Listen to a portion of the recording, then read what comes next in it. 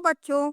आज हम लोग आपकी हिंदी की नई पाठ्य पुस्तक मल्हार, जिसके उच्चारण मात्र से सुमधुर राग और बरसात के मौसम का एहसास होने लगता है, इसकी पहली कविता पढ़ेंगे। माँ का एक कहानी। कविता पढ़ने से पहले कविता के एक पात्र से जुड़ा हुआ प्रश्न का उत्तर कमेंट बॉक्स में लिखना है।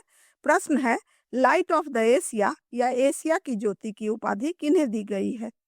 यह कविता मैथिली शरण गुप्त की काव्य कीर्ति यशोधरा से ली गई है, जिसमें उन्होंने सिद्धार्थ से गौतम बुद्ध कहलाने वाले महान विभूति की पत्नी यशोधरा और पुत्र राहुल की मनोदशा का सुंदर वर्णन किया है। उद्धरण चिन्ह या इन्वर्टेड कॉमा को देखकर आप यह समझ जाओगे कि यह कविता संवाद शैली में लिखी गई है, अर्थात कवि ने माँ बेटे की बातचीत को कविता का रूप दिया है। चलिए हम लोग कविता पढ़ते हैं।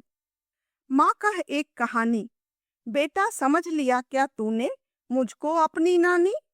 बेटा राहुल अपनी माँ यशोधरा से एक कहानी सुनाने के लिए कह रहा है। माँ कहती है कि बेटा क्या तुमने अब मुझे अपनी नानी समझ लिया है?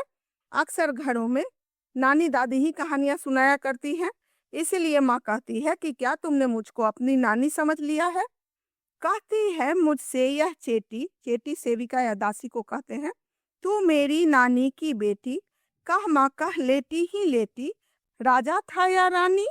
राहुल कहता है कि मुझसे यह सेविका कहती है कि तू मेरी नानी की बेटी है, अर्थात वह कहना चाहता है कि तुम भले ही नानी नहीं हो, लेकिन नानी की बेटी हो, इसलिए तुम कहानी सुना ही सकती हो। पहले की कहानी की शुरुआत अक्सर एक राजा था या एक रानी थी से शुरू होती है, इसीलिए कहता है कि राजा था या रानी, तुम मुझे राजा का कहानी सुना रही हो या रानी की? तुम आराम से लेटे लेटे ही मुझे कहानी सुना दो, लेकिन राजा या रानी की कोई कहानी सुना दो। राजा था या रानी, माँ कह एक कहानी। आप मुझे राजा का या रानी का कोई भी कहानी सुना दो, लेकिन एक कहानी सुना दो। माँ कहती है, तू है हठी मानधन मेरे, सुन उपवन में बड़े सवेरे, तात भ्रमण करते थे तेरे, जहाँ सुरभि मन मानी। सुरभि सुगंध को कहते हैं। हठी का अर्थ होता है जिद्दी। मान धन उसे कहते हैं जिसका मान सम्मान ही उसके लिए धन के समान हो। यहाँ यशोधरा अपने पुत्र को मान धन कहकर प्रतिष्ठा का महत्व बताना चाहती है। वह कहती है कि हे पुत्र, तुम बहुत जिद्दी हो, कहानी सुनाने की हठ कर रहे हो, तो सुनो, मैं तुम्हें एक कहानी सुनाती हूँ। एक बार तुम्हारे पिता उपवन या बगीचा में घूम रहे थे। उस बगीचे में चारों तरफ सुगंध फैली हुई थी। राहुल कहता है, जहाँ सुरभि मनमानी, हाँ माँ यही कहानी। राहुल कहता है, वहाँ सुगंध फैली हुई थी, हाँ माँ यही कहानी सुनाओ। वर्ण वर्ण के फूल खिले थे, झलमल कर हिम बिंदु झिले थे, हल्के झोंके हिले मिले थे, लहराता था पानी। हिम बिंदु ओस की बूंदों को कहते हैं। माँ उस बगीचे में चारों तरफ सुगंध और सुंदरता का वर्णन करते हुए कहती है कि वहां रंग बिरंगे तरह तरह के फूल खिले हुए थे, हल्की हल्की हवा चल रही थी। उस बगीचे में फूलों और पत्तों पर ओस की बूंदें झिलमिल झिलमिल चमक रही थी, क्योंकि वहां हल्की हल्की हवा चल रही थी। हवा के हिलने से फूल और पत्ते हिल रहे थे, जिसके कारण ओस की बूंदें झिलमिला रही थी, चमक रही थी। हवा के प्रभाव से ऊपर में स्थित तालाब का पानी हिलोरे ले रहा था, लहरा रहा था। राहुल उत्सुकता से कहता है, लहराता था पानी? हाँ हाँ यही कहानी। वहां पानी लहरा रहा था? हाँ हाँ मुझे माँ यही कहानी सुनाओ। गाते थे खग कलकल स्वर से, सहसा एक हंस ऊपर से, गिरा बिध होकर खरसर से, हुई पक्ष की हानि। खग चिड़िया को कहते हैं। खरसर यानी तेज धार वाला तीर, पक्ष पंख को कहते हैं। माँ कहती है, उस उपवन में कलकल की आवाज करती हुई चिड़िया खुशी से मधुर गीत गा रही थी। सहसा यानी अचानक एक हंस ऊपर से आ गिरा, क्योंकि उसके शरीर में तेज धार वाला तीर बिंधा हुआ था। वह तीर लगने से घायल होकर गिर गया था। तीर चूंकि उसके पंख में लगा हुआ था, इसलिए उसके पंख टूट गए थे, पंख घायल हो गया था। राहुल कहता है, हुई पक्ष की हानि, करुणा भरी कहानी। राहुल को कहानी सुनकर अब उस पक्षी पर दया आने लगी थी, इसीलिए वह कहता है कि हुई पक्ष की हानि, क्या उसका पंख टूट गया था? करुणा भरी कहानी, यह तो दया और करुणा भरी हुई कहानी है। चौंक उन्होंने उसे उठाया, नया जन्म सा उसने पाया। इतने में आखेटक आया, लक्ष्य सिद्धि की मानी। यहाँ उन्होंने, राहुल के पिता सिद्धार्थ को कहा गया है, उसे यानी हंस को चौंक कर तुम्हारे पिता ने उस हंस को गोद में उठा लिया। वह घायल पक्षी जो बहुत डरा हुआ था, दया और करुणा के स्पर्श से उसने नया जन्म पाया। उसको लगा कि जैसे मरते मरते उसे जिंदगी मिल गई हो। इतने में आखेटक आया, आखेटक शिकारी को कहते हैं। इतने में वहां शिकारी आ गया, लक्ष्य सिद्धि की मानी। वह खुश था क्योंकि उसको लगा था कि उसका तीर सीधे निशाने पर लगा है। मेरा लक्ष्य सिद्ध हो गया है, यानी मेरा निशाना सटीक बैठा है और मैंने जिस पक्षी पर तीर मारना चाहा उसी को लगा है। राहुल कहता है, लक्ष्य सिद्धि की मानी, कोमल कठिन कहानी। राहुल को ऐसा लगता है कि उस आखेटक ने सिर्फ अपने लक्ष्य पर ध्यान दिया, इस पक्षी के आहत होने का उसे कोई भी दुख नहीं हुआ। इसलिए वह कहता है कि लक्ष्य सिद्धि की मानी, क्या वह निशाना साधने से खुश था? कोमल कठिन कहानी, अब तक जो कहानी कोमलता से आगे बढ़ रही थी, जहां उपवन की सुंदरता की बातें हो रही थी, अब वह कठिन हो गई है। इसीलिए कहता है कि कोमल कठिन कहानी। मांगा उसने आहत पक्षी, तेरे तात किंतु थे रक्षी। तब उसने जो था खगभक्षी, हठ करने की ठानी। आखेटक ने घायल पक्षी को तुम्हारे पिता से मांगा, लेकिन तुम्हारे पिता रक्षी थे, रक्षा करने वाले थे। तब उसने जो उस पक्षी को मारा था, खगभक्षी कहते हैं पक्षी को मारने वाले को, उस पक्षी को मारा था, वह उस पक्षी को लेने की जिद करने लगा। उसने ठान लिया कि यह पक्षी मेरा है, मैं इसे लेकर रहूंगा। राहुल कहता है, हठ करने की ठानी, अब बढ़ चली कहानी। क्या वो पक्षी लेने की जिद करने लगा? अब कहानी आगे बढ़ी है, आगे क्या होगा वह उत्सुकता से माँ की तरफ देखने लगा। हुआ विवाद सदय निर्दय में, उभय आग्रही थे स्विषय में। गई बात तब न्यायालय में, सुनी सभी ने जानी। जिसके हृदय में दया हो उसे सदय कहते हैं, जिसमें दया ना हो उसे निर्दयी कहते हैं। दयावान सिद्धार्थ और निर्दयी आखेटक के बीच में तर्क वितर्क होने लगा, विवाद होने लगा। उभय यानी कि दोनों पक्ष, आग्रही वाद विवाद करने वाला, दोनों पक्ष अपनी अपनी बात पर अडिग थे, कोई पीछे हटने को तैयार नहीं था। एक तरफ सिद्धार्थ का मानना था कि पक्षी को उसने बचाया है, पक्षी घायल है, वह आखेटक को, उस हंस को नहीं देगा। लेकिन जो आखेटक था वह सोचता था कि इस पक्षी पर निशाना मैंने लगाया है, इसीलिए इस पक्षी पर मेरा हक है। कोई फैसला नहीं हो सका, इसीलिए दोनों अपने अपने पक्ष की बातें लेकर न्यायालय में पहुंच गए। न्यायालय में जाने के बाद सभी ने इस बात को सुना और सभी तरफ इसकी चर्चा होने लगी। राहुल कहता है, सुनी सभी ने जानी, व्यापक हुई कहानी। अब तो यह बात बहुत लोगों के बीच पहुंच गई और इसका फैसला होना है। इस तरह से यह कहानी अब व्यापक हो गई, बहुत बड़ी हो गई, चिंतन करने के लायक हो गई।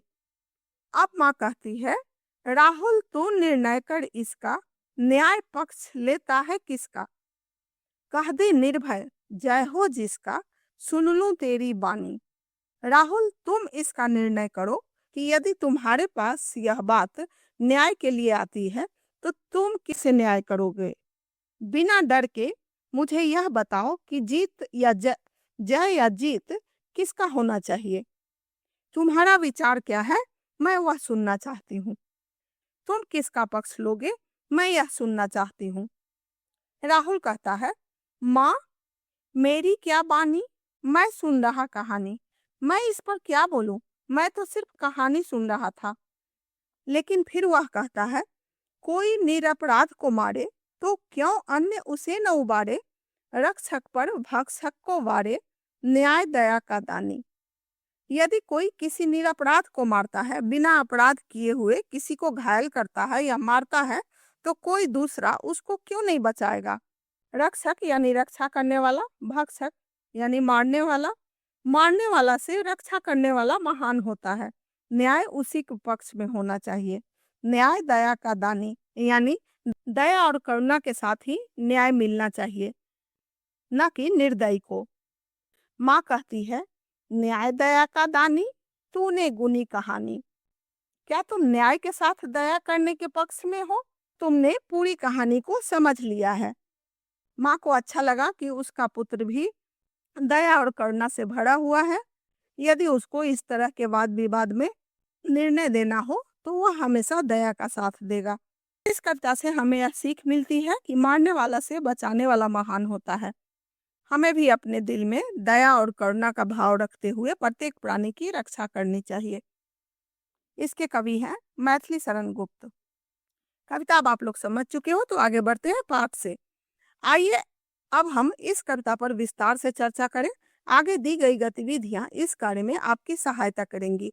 मेरी समझ से का नीचे दिए गए प्रश्नों का सबसे सही उत्तर कौन सा है, उसके सामने तारा बनाइए। कुछ प्रश्नों के एक से अधिक उत्तर भी हो सकते हैं। पहला, माँ अपने बेटे को करुणा और न्याय की कहानी क्यों सुनाती है? इसका सबसे सही उत्तर होगा उसमें सही और गलत की समझ विकसित करने के लिए। माँ चाहती है कि यह कहानी को सुनकर राहुल खुद यह निर्णय कर सके कि क्या सही है और क्या गलत। निर्णय लेते समय यह स्पष्ट होना चाहिए कि सही क्या है, गलत क्या है। उसमें भी यह समझ विकसित करने के लिए माँ ने कहानी सुनाया कि मारने वाला से बचाने वाला श्रेष्ठ होता है। दूसरा, कविता में घायल पक्षी की कहानी का उपयोग किस लिए किया गया है? इसका सबसे सटीक उत्तर होगा करुणा और हिंसा के बीच के संघर्ष को दिखाने के लिए, क्योंकि सत्य और करुणा के साथ ही न्यायपूर्ण निर्णय हो सकता है, जिससे खुद को भी सही साबित किया जा सकता है। तीसरा, कविता के अंत तक पहुंचते पहुंचते बच्चे को क्या समझ में आने लगता है? इसका सबसे सटीक उत्तर होगा न्याय सदैव करुणा के साथ होना चाहिए। बच्चे को यह समझ में आने लगता है कि न्याय सदैव करुणा और दया के साथ होना चाहिए, क्रूरता के साथ नहीं। मिलकर करें मिलान। बेटा कौन है? सिद्धार्थ और यशोधरा के पुत्र राहुल। माँ यशोधरा एक राजकुमारी, सिद्धार्थ की पत्नी। तात यानी पिता, सिद्धार्थ एक राजकुमार जो बाद में गौतम बुद्ध के नाम से प्रसिद्ध हुए। पंक्तियों पर चर्चा। पाठ में से चुनकर कुछ पंक्तियां नीचे दी गई हैं। इन्हें ध्यान से पढ़िए और इन पर विचार कीजिए। आपको इनका क्या अर्थ समझ में आया? अपने विचार अपने समूह में साझा कीजिए और लिखिए। का कोई निरपराध को मारे तो क्यों अन्य उसे न उबारे? रक्षक पर भक्षक को वारे, न्याय दया का दानी। इसका अर्थ होगा बिना अपराध किए हुए किसी प्राणी को यदि कोई दंड या कष्ट देता है, तो दूसरा कोई उसकी रक्षा क्यों नहीं कर सकता? न्याय दया का साथ देता है, क्रूरता का नहीं। मारने से बचाने या रक्षा करने वाला महान होता है। खा हुआ विवाद सदैव निर्दय में, उभय आग्रही थे स्वविषय में, गई बात तब न्यायालय में, सुनी सभी ने जानी। इसका अर्थ होगा दयावान और निर्दयी के बीच तर्क वितर्क होने लगा। दोनों अपने अपने पक्ष पर डटे हुए थे, कोई पीछे हटने को तैयार नहीं हुआ। बात न्यायालय में पहुंच गई, जिसके कारण यह वाद विवाद सभी लोगों के लिए चर्चा का विषय बन गया। सोच विचार के लिए कविता को एक बार फिर से पढ़िए, पता लगाइए और लिखिए। का आपके विचार से इस कविता में कौन सी पंक्ति सबसे महत्वपूर्ण है? आप उसे ही सबसे महत्वपूर्ण क्यों मानते हैं? तो आप कोई भी पंक्ति के बारे में लिख सकते हो। या फिर का कोई निरपराध को मारे तो क्यों अन्य उसे न उबारे, ये पंक्ति मुझे सबसे महत्वपूर्ण लगी, क्योंकि मैं भी यह मानती हूँ कि न्याय सदैव करुणा और दया के साथ होना चाहिए, क्रूरता के साथ नहीं। ख आखेटक और बच्चे के पिता के बीच तर्क वितर्क क्यों हुआ था? इसका उत्तर आप इस प्रकार दे सकते हो कि आखेटक ने पक्षी का शिकार किया था, इसलिए वह उस पर अपना अधिकार चाहता था, जबकि बच्चे के पिता ने उसे जीवन दान दिया था। उनके दिल में दया और करुणा की भावना थी, वे उस पक्षी को आखेटक को देना नहीं चाहते थे, इसीलिए तर्क वितर्क हो रहा था। ग माँ ने पुत्र से, राहुल तू निर्णय कर इसका। क्यों कहा? इसका उत्तर होगा, माँ अपने पुत्र में बुद्धि विवेक के साथ निर्णय लेने की क्षमता विकसित करना चाहती थी, इसलिए उसने उसको अपनी बुद्धि और विवेक से निर्णय लेने के लिए कहा। घ यदि कहानी में आप उपवन में होते तो घायल हंस की सहायता के लिए क्या करते? इसका उत्तर आप खुद से ही लिखोगे। उसके बाद है अंग, कविता में माँ और बेटे के बीच बातचीत से उनके बारे में क्या-क्या पता चलता है? इसका उत्तर आप दे सकते हो कि यशोधरा एक अच्छी और समझदार माँ थी, जो अपने बेटा के हृदय में उचित संस्कार, दया, करुणा का भाव, निर्णय लेने की क्षमता विकसित करना चाहती थी।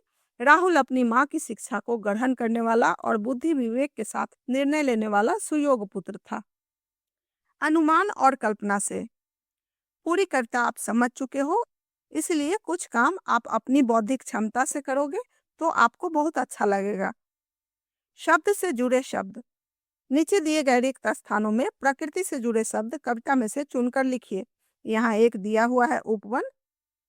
इसके अलावा आप कविता को ध्यान से पढ़ोगे तो आपको पता चलेगा फूल, पानी, हिमबिंदु, खग, सुरभि, झोंके, ये सब प्रकृति से जुड़े हुए शब्द हैं। आपको यदि कविता समझने में या कोई भी प्रश्नोत्तर पूरा करने में कोई दिक्कत आए तो कमेंट बॉक्स में लिखकर मुझसे पूछ सकते हो। यदि आपको पढ़ना अच्छा लगा हो तो आप मेरे चैनल को सब्सक्राइब करिएगा, लाइक करिएगा और अपने मित्रों में शेयर भी करिएगा। तब तक के लिए बाय।